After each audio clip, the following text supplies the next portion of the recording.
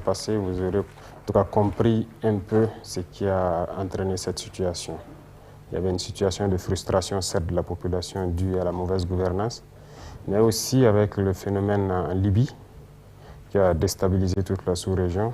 Donc ça a favorisé donc, certains à prendre les armes et tout.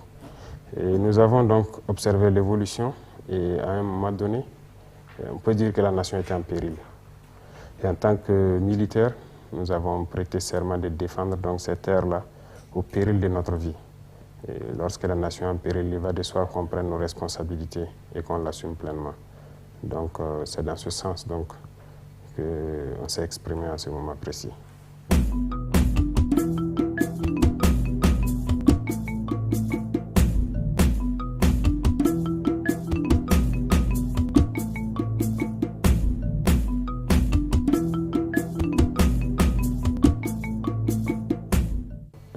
Je dirais que oui, le moment était très difficile. C'est qu'il y a certains qui m'ont posé la question, comment est-ce que vous avez pu prendre un pays comme ça? Et je les ai dit, c'est ma patrie, c'est mon pays. Nous n'irons nulle part, on ne va pas s'exiler, on n'ira pas être des militaires dans d'autres légions ailleurs. Et nos ancêtres nous ont légué des terres, il va de soi que nous léguons de meilleures terres à nos enfants. Ça, c'est un devoir. Et vous avez dit donc, le néocolonialisme et le terrorisme, ce sont des phénomènes liés en fait. Le terrorisme n'est qu'une manifestation du néocolonialisme. Souvenez-vous que si vous faites bien l'histoire récente de notre pays, vous comprendrez que ça a été préparé en fait. Ça a été très bien préparé et pour venir encore nous coloniser sous cette forme. Et là, c'est barbare, c'est violent, mais c'est lié. Ce n'est qu'une manifestation. Voilà. Donc, le combat aujourd'hui, ce n'est pas pour seulement le Burkina, c'est pour toute l'Afrique. Voilà, la jeunesse est éveillée et c'est notre mission de continuer à éveiller les consciences et à lutter contre ce néocolonialisme-là et pouvoir donner donc un meilleur avenir à nos camarades qui peinent en tout cas à s'en sortir. Si vous prenez l'histoire du Burkina par exemple, vous savez sous la révolution du capitaine Thomas Sankara, regardez comment était notre armée par exemple. On était très bien équipés. Savez-vous combien d'avions de chasse à hélice, comme à réaction on avait? Combien de chars de combat, comment était organisée l'armée? On était très bien équipés. Alors après cela, je pense qu'un programme s'est imposé à nos États. Et on a dit de laisser l'armée et de se concentrer sur autre chose. On a laissé tomber le budget de l'armée, on a réduit les régions à 3, ainsi de suite. L'équipement, il n'y a plus d'entretien, tout est mort. On peut retrouver ici au Burkina les traces de ces blindés abandonnés. Il y a beaucoup de choses, les avions adhésés à l'armée de l'air, vous verrez. Donc, on a déstructuré nos armées. On a détruit nos armées. Pendant ce même temps, on a encouragé la mauvaise gouvernance. Voilà. Et jusqu'à aujourd'hui, ça continue. Si en tant que dirigeant, on vient vous propose des prêts, par exemple, un prêt de 50 milliards, et vous pouvez voler plus de la moitié, aller déposer encore dans leur compte, aller investir dans leur pays. Et le reste, vos partisans, ils se partagent ça. On ne voit aucun projet concret sur le terrain. Vous voyez, la mauvaise gouvernance, déstructurer nos armées, et après le terrorisme s'invite à la danse. Le terrorisme s'invite, on dit que vous n'avez pas d'armée, vous êtes faible, il faut qu'on vienne vous aider. On vient s'implanter, mais l'objectif est tout autre. Donc c'est un schéma, c'est très bien préparé, donc il faut comprendre ça comme ça.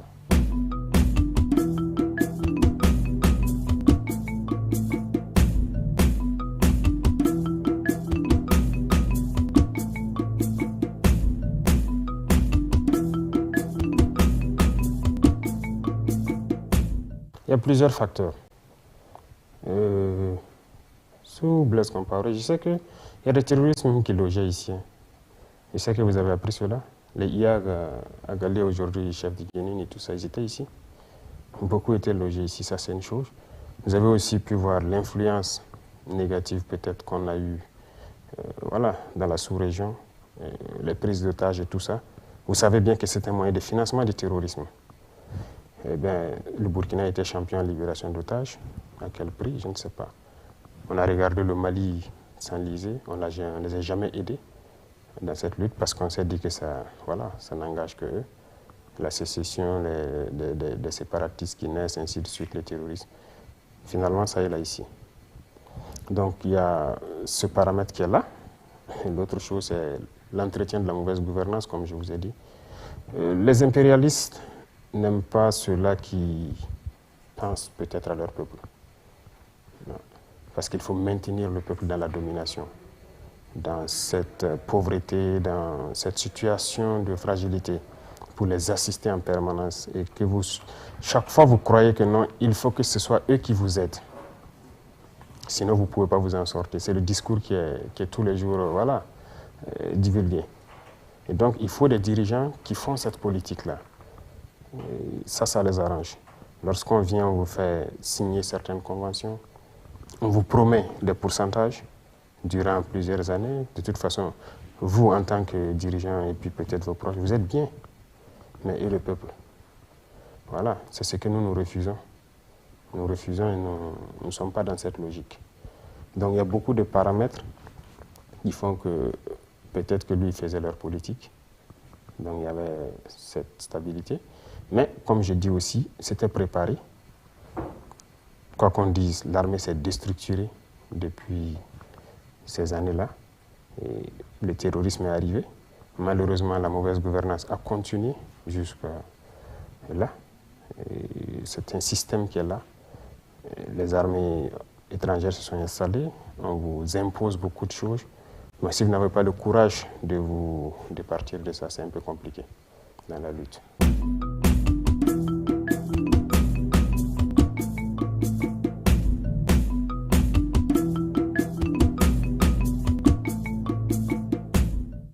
D'abord, il faut peut-être faire une petite enquête des jeunes officiers qui étaient sur le terrain. Et puis, enquêter, voir quand ils manœuvraient peut-être avec ces contingents-là, quelle était la situation. Voilà. Lorsqu'on lutte contre le terrorisme, on lutte. On ne fait pas semblant.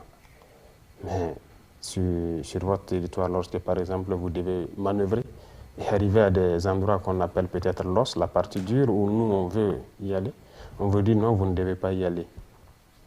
Vous devez vous arrêter là. Ça, il y a problème. Enquêtez sur ça, vous allez voir. L'autre chose, c'est que c'est lorsque le contingent démontait que nous-mêmes nous sommes rendus compte de l'arsenal qu'ils avaient ici, les avions de combat et tout. Mais c'est quand même un peu bizarre de voir qu'avec tout ça, voilà, des colonnes de terroristes viennent, ils attaquent, ils repartent. Aujourd'hui, ils ne sont pas là, mais nous, on arrive à détecter, on arrive à frapper ces colonnes-là.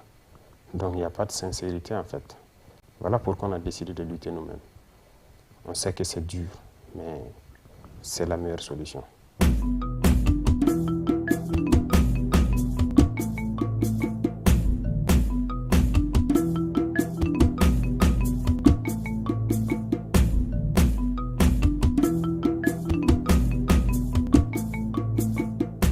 Cette politique, ce n'est pas uniquement la défense. Nous avons décidé de tout faire de façon endogène. Même l'économie, vous avez, si vous suivez l'actualité, vous comprendrez que quand on met en place l'APEC, par exemple, c'est pour nous financer nous-mêmes notre propre économie. La défense aussi, c'est pareil. Vous allez jusqu'aux ressources naturelles, on veut l'exploiter nous-mêmes. On ne veut pas continuer à laisser dilapider les ressources, il faut que ça profite aux Burkinabés. Donc, en matière de défense, c'est normal. Nous avons atteint un niveau assez critique dans ce conflit. Voilà, ce terrorisme-là qui endeuille nos familles. Il y va de soi qu'on essaie d'impliquer tout le monde. Et ce n'est pas la première fois que ça arrive. Je suis déçu de voir certaines personnes. En fait, c'est ça aussi l'impérialisme. On tente toujours à vous dire que vous devez faire ce qu'eux veulent, mais pas réfléchir de vous-même pour trouver une solution. Et même quand la chose se manifeste de façon concrète, ils ont toujours tendance à vous dire non, ce n'est pas la même chose, parce que peut-être eux, ils sont des êtres supérieurs, suprêmes, par rapport à vous.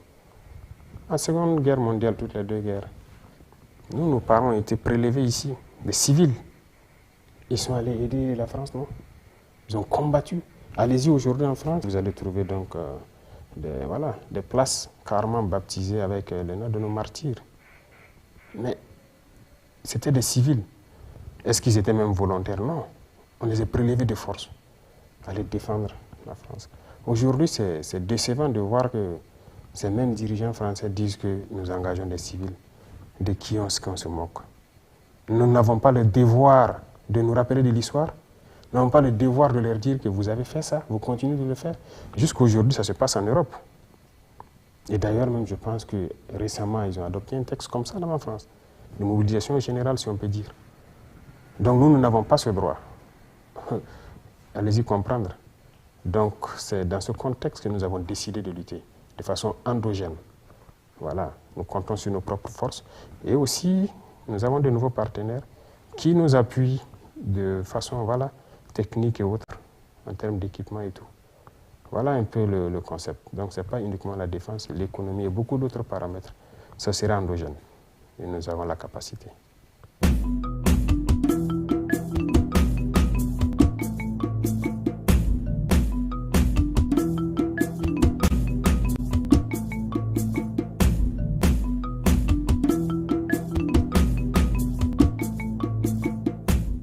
Liberté d'expression. Eux, ils ont fermé des radios aussi, non? Vous savez que même en 2022-2023, ils ont fermé des radios. Donc la liberté d'expression doit s'imposer chez nous, ça ne doit pas s'imposer sur eux. Et là, il y a problème. Ou bien nous ne sommes pas des êtres au même titre. Donc là, il y a un problème. Lorsqu'ils ont jugé que les radios ne sont pas bien pour eux, ils ont fermé. Mais ici, les radios qui font des propagandes, qui cherchent à donner plus d'aura à l'ennemi, à faire amplifier le conflit et tout, nous allons fermer. Ce n'est pas seulement occidental, même les radios locales qui s'alignent dans le sens de l'impérialisme, on va fermer. Il n'y aura pas de sentiment sur ce volet. Parce que tout ce qu'ils divulguent, la propagande qu'ils font, ça tend à chaque fois donner en fait, une autre vision du conflit, ensuite à amplifier le conflit, à donner une autre idée du conflit, c'est-à-dire ils veulent changer la mentalité de nos peuples en fait. Tout ce qu'il dit, c'est dans ce sens. Écoutez très bien actuellement les événements qui se passent. Lorsqu'ils prennent la parole, ces journalistes-là, c'est partisan. Voilà, donc nous n'allons pas accepter cela. Nous sommes en guerre et en guerre, il y a une communication à faire. Aujourd'hui, quand vous regardez les conflits dans le monde, lorsqu'ils commandent, vous savez quel parti ils ont pris. Mais nous avons aussi ce droit. Et donc, nous voulons des gens qui vont communiquer, qui vont encourager nos forces, qui vont encourager le peuple qui est très résilient là, à maintenir la pression, à tenir bon et pour qu'on y arrive. Tous ceux qui viendront, qui seront dans le sens contraire, on ne va pas accepter.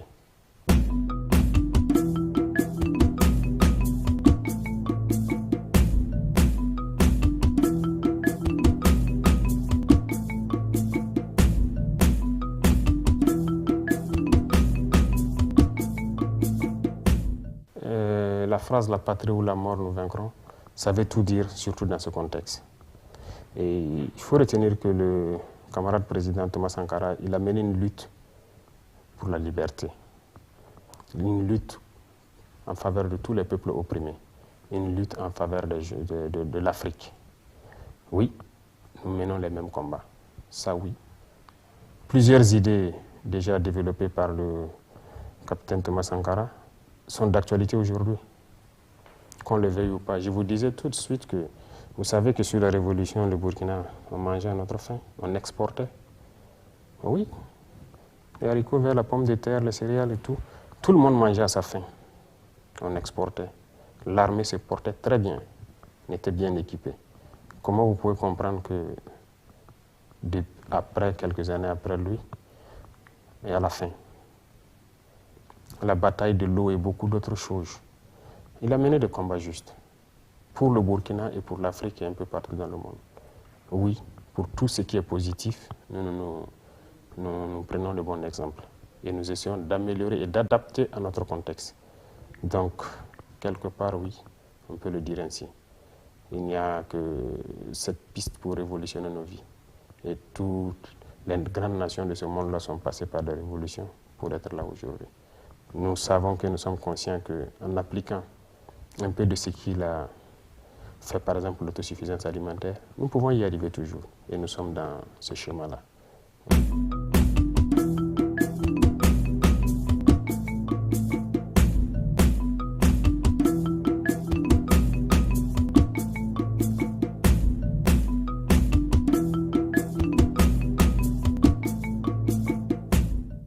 Si vous partez à Niamey, vous vivez un peu, vous revenez par exemple à Fada, vous vivez un peu, vous allez toujours vous croire dans la même ville. Nos peuples sont les mêmes. Ça, c'est une réalité. En Afrique de l'Ouest, ici, c'est les mêmes peuples. Mais c'est que les gens refusent de comprendre. Secondo, on ne peut pas les sanctions appliquées au peuple nigérien. Lorsque vous regardez, certains ont traité ça d'inhumain, c'est plus qu'inhumain. Quand on pense que c'est des gens qui parlent des droits de l'homme et qui appliquent ces sanctions à un peuple, l'empêcher de se nourrir, l'empêcher de se soigner, de quel droit de l'homme est-ce qu'on parle? Nous, c'est un devoir, ce sont nos frères. S'ils ont faim et que nous en avons mangé, on va leur donner. C'est le principe de base en Afrique. Lorsqu'il y en a pour un, il y en a pour deux. On peut couper nos rations et les donner. S'ils sont malades, on peut leur donner des médicaments. Ça, nous allons le faire autant qu'on peut. Donc nous soutenons fortement le peuple nigérien sur ce volet. Sur le volet sécuritaire, il faut dire qu'on est liés. Hein. Si on laisse le Niger se désintégrer, tout le monde s'est assis à regarder la Libye en son temps. Oui, on était là, on a suivi. Tout le monde a laissé faire. La Libye s'est désintégrée. On est où maintenant? Tout s'est déversé ici et nous voilà dans des problèmes. On va encore laisser le Niger se désintégrer? Non. Non. Je disais que nous avons commis des erreurs. Si le Burkina avait soutenu sérieusement le Mali en son temps, soutenu le Niger, le terrorisme n'allait peut-être pas arriver ici. Mais on est resté là parce que les gens à l'époque ont peut-être reçu les instructions de rester là pour que ça se déporte chez nous aussi.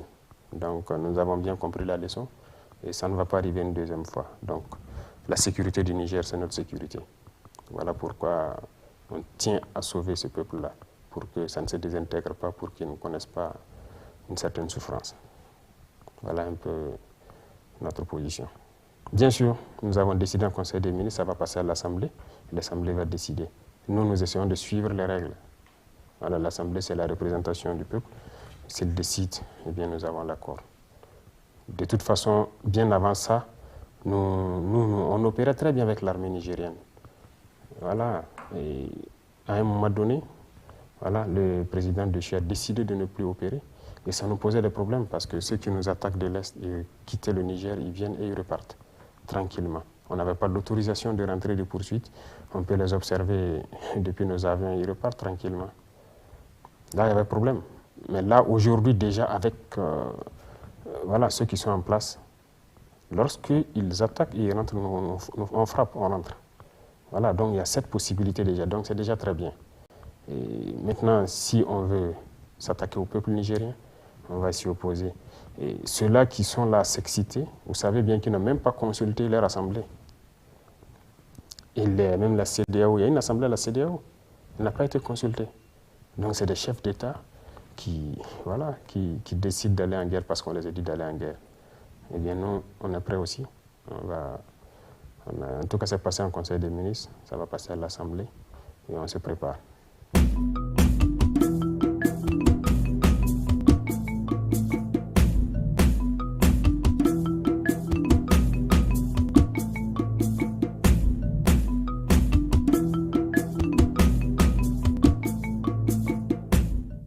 Beaucoup d'États sont dans cette lutte de libération. Parce que, comme vous l'avez dit, c'est le néocolonialisme. Beaucoup d'États sont dans cette lutte actuellement. Et déjà, donc, on ne peut pas être isolé. Parce que nous sommes amis à ces luttes-là, à ces États-là. Tout le monde lutte aujourd'hui pour un monde multipolaire. Donc, nous avons des partenaires dans le même sens. Ça ne peut pas nous isoler. Au contraire, ça renforce nos liens avec d'autres. Parce que ce néocolonialisme, il faut que... C'est de l'esclavage. Ça doit s'arrêter. Et beaucoup de peuples sont dans cette lutte, donc moi je ne pense pas que ça puisse nous isoler. Et d'ailleurs, comme je dis, à l'intérieur, nous avons des capacités, nous avons des potentialités, nous avons beaucoup de choses que nous pouvons développer nous-mêmes. Il y a des États qui ont été isolés, mais quand vous êtes isolé, vous n'avez pas le choix, vous êtes obligé de tout développer. Nous en sommes capables aussi, donc on ne craint pas trop.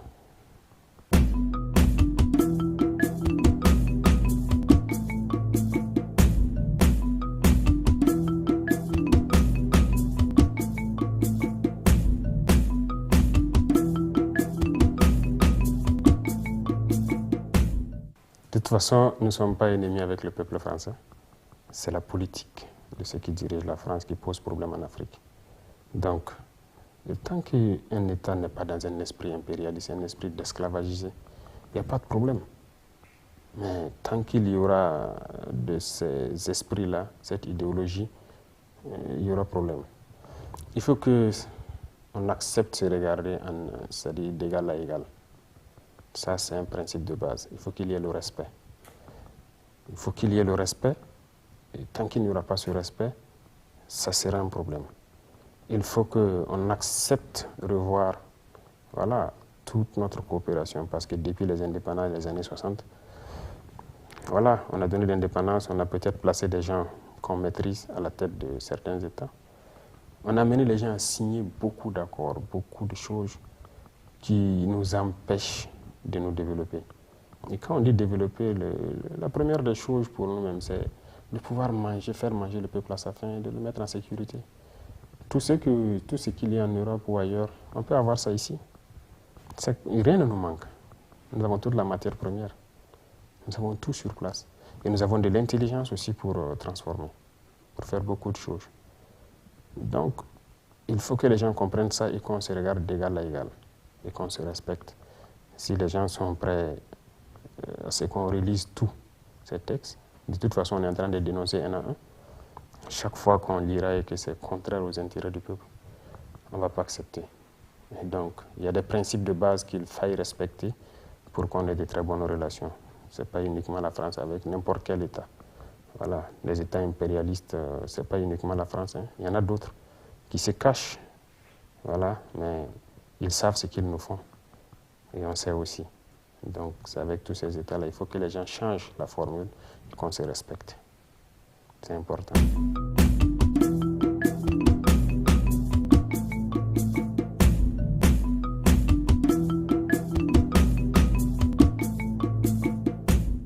Moi, je m'attendais à ce que vous, les journalistes, peut-être les journalistes au Burkina ici même, commentent beaucoup ce qu'il a dit. Parce que j'ai écouté un peu, oui. Pourquoi tant d'acharnement? Il y a eu beaucoup de coups d'État. Et puis quand on dit coup d'État, ce n'est pas uniquement militaire. Pourquoi quand les civils font leur coup d'État, on ne parle pas? C'est des coups d'État. Puisque s'il y a des textes écrits qu'on appelle Constitution, qu'on doit respecter, parce qu'on a juré, on a prêté serment de respecter, ces civils-là font des coups d'État, on n'en parle pas. On les encourage. Ils tuent leur peuple. On n'en parle pas. Il n'y a pas de droit de l'homme, il n'y a rien. C'est normal. Ils sont reçus et on déroule le tapis rouge. D'autres militaires, peut-être même, sont encouragés. Mais pourquoi au Niger, il y a un problème? Il faut qu'on se pose la question. Ou bien on n'a pas le droit de réfléchir. On n'a pas le droit de se réveiller. Ouais, il y a un problème. Moi, je ne vais pas commenter ces propos. En tout cas, j'attends à ce que nos différents médias et panafricains et tous commentent ces propos-là parce qu'il y a beaucoup de messages dedans. Et on a très bien compris. Voilà.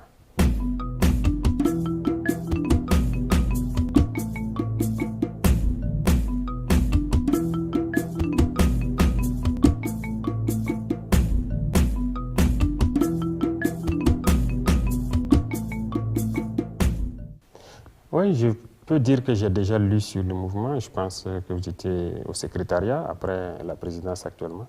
J'ai lu l'Azerbaïdjan, je pense que depuis 1991, l'indépendance, on suit un peu ce qui se passe donc après la dislocation, on a lu un peu, et principalement l'Azerbaïdjan, parce que vous savez que nous, Bakou, c'est un peu chez nous aussi. Beaucoup de choses passent par là-bas, donc il va de soi qu'on s'intéresse à l'Azerbaïdjan. Donc, on a suivi avec le président Aliyev l'évolution.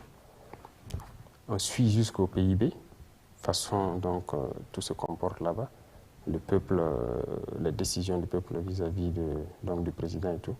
On apprécie beaucoup, et c'est normal qu'on soit non aligné. Aucun État ne veut être soumis à une domination. Donc déjà, on peut dire que nous sommes un État non aligné. Et donc on a lu beaucoup sur le mouvement. Donc sûrement que très bientôt, on pourra échanger autour Mais c'est pour dire que ces États non alignés, si vous lisez, ce sont des États qui aspirent à un monde multipolaire, un monde où on ne s'ingère pas dans leurs affaires internes. Voilà, l'Azerbaïdjan a prouvé qu'ils peuvent. Aujourd'hui, l'industrie militaire se développe très bien. Beaucoup de choses se développent très bien. La production, l'économie, tout se porte très bien. C'est ce qu'on demande en fait. Donc, ça a été endogène et ça fait partie. Donc, tous ces États qui luttent dans ce sens, nous on lit beaucoup, on regarde les modèles et on apprécie. On essaie de tirer le meilleur profit. Et si on peut se rapprocher, c'est l'idéal en fait.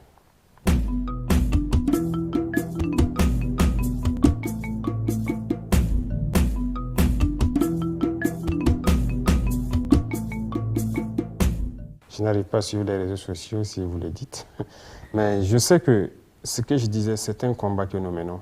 Pas pour le Burkina, mais pour tous les peuples qui aspirent à cette indépendance réelle. Donc, vous avez dit le Mali fait le même combat que nous. Le Niger a entamé le même combat. Donc, à un moment donné de l'histoire, il faut que les gens comprennent que ça ne peut pas toujours être la même chose. Aujourd'hui, les jeunes, si vous regardez le mouvement panafricain, les jeunes ont compris. Ils ont ouvert l'œil. On ne va plus se laisser manipuler en fait. Voilà. Et si vous regardez tout de suite, je vous parlais du dernier discours du président Macron. Il y a beaucoup de messages dedans.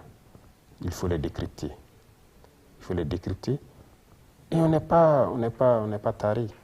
Il y a des gens qui sont intelligents, qui arrivent à lire. Donc, si beaucoup de jeunes se sentent dans notre combat, tant mieux. C'est tout ce qu'on demande. Que les gens puissent se réveiller.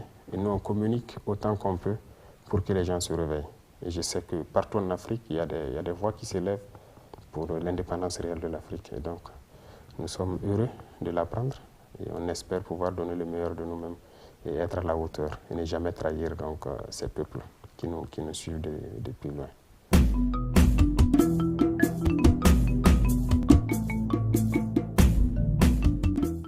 Je vous disais tout de suite, ce n'est pas juste une phrase. Quand nous le disons, c'est avec conviction. La patrie ou la mort. Mais nous vaincrons. Nous sommes prêts au sacrifice suprême, de nous battre jusqu'à la mort pour ce pays. Nous avons prêté serment pour ça et nous le ferons. Je vous disais que si nos ancêtres nous ont légué des terres, c'est notre devoir de léguer des terres à nos petits-fils aussi, et de meilleures terres. Donc la patrie ou la mort. Mais nous nous battrons jusqu'à la victoire, parce que nous sommes convaincus que nous allons vaincre. Et nous allons vaincre. Ça, c'est une certitude. Donc ce n'est pas juste une phrase, c'est un symbole, c'est beaucoup de choses dedans. Voilà. Et nous sommes convaincus pour ça. Donc je vous dirai encore la patrie ou la mort, nous vaincrons.